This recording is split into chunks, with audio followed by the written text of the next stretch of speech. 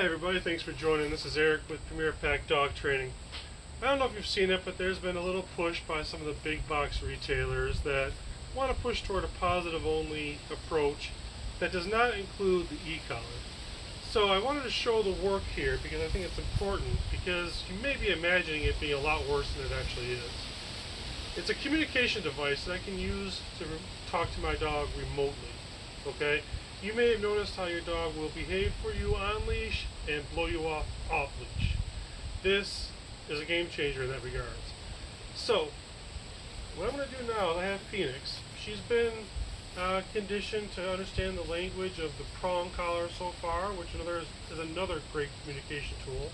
Those dogs understand it even at a very gentle level.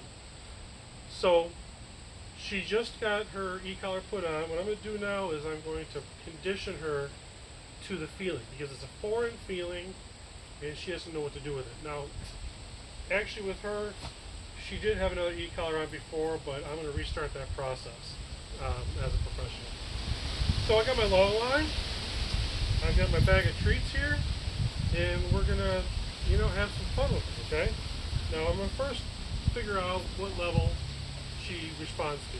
Now this goes 0 to 100. So I usually find dogs will respond at single digits, maybe low teens at first. So we'll see where she responds. Now there's distractions like people walking by. Let's see if I can get her to.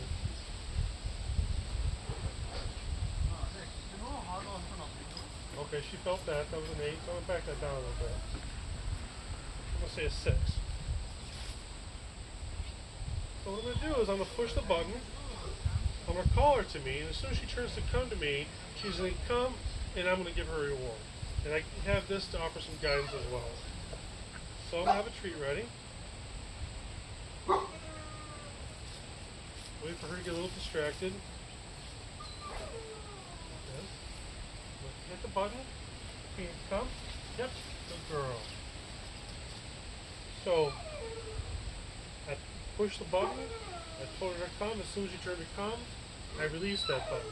So now she's learning, I feel something weird, and as soon as I listen to me, the handler, as soon as I listen to you, that pressure goes away. So she starts to learn that she has some control over that feeling. And that control is by deferring her attention to me. So let's try that again.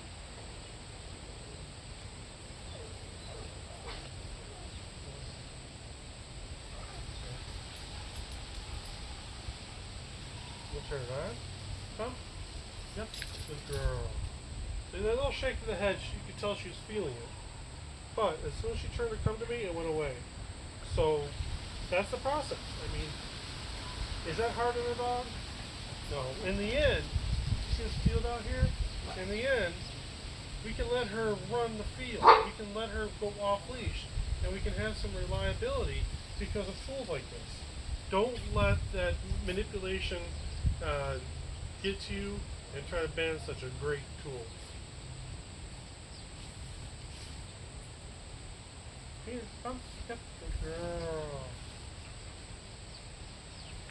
Alright, so that's the idea. I'm going to repeat this a lot until she feels the button and then comes to me. So a lot of repetition.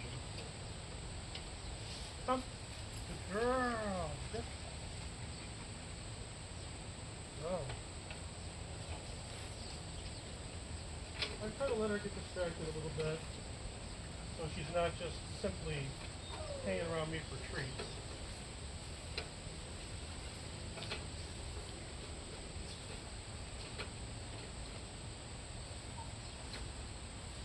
Can you come? Yep. Good girl.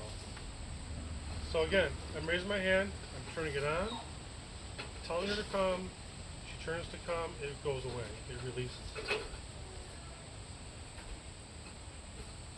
So right now it's at level 4 out of 100. Come. Good. Yep. She definitely feels that. That's actually impressive. Usually as a person, I can't feel it until it's like 8 to 12. So So this is very gentle. This is just she's shaking her head because of the feeling she doesn't know what's going on. It's kind of like, oh, if a bug were buzzing by your ear or something. Oh, good girl.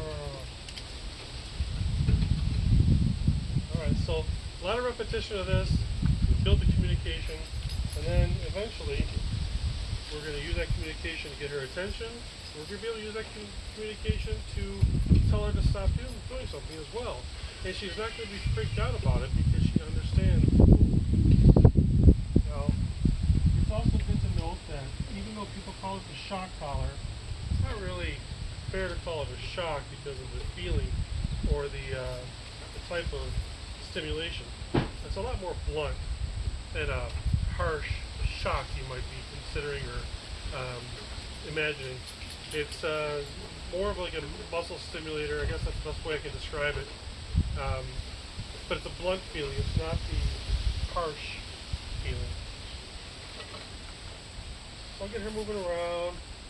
I'll do it again and again.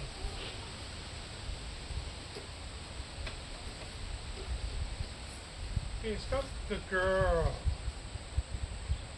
Okay, so I might even back this down to a 3, which is very, very low. I'm telling you, if I put this on you, you wouldn't feel it. You begin to feel it. You'll be able to like, oh, I kind of feel something around 12, sometimes less. Huh? Good girl. Don't come here. Huh? Good. Good girl. Okay, so it's not that flashy, but you can see her starting to understand the language. Huh? Good.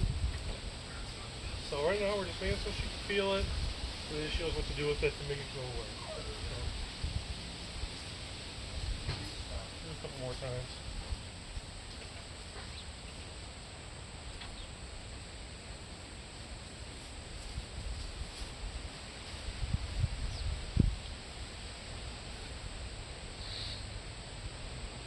Come, yep, good girl.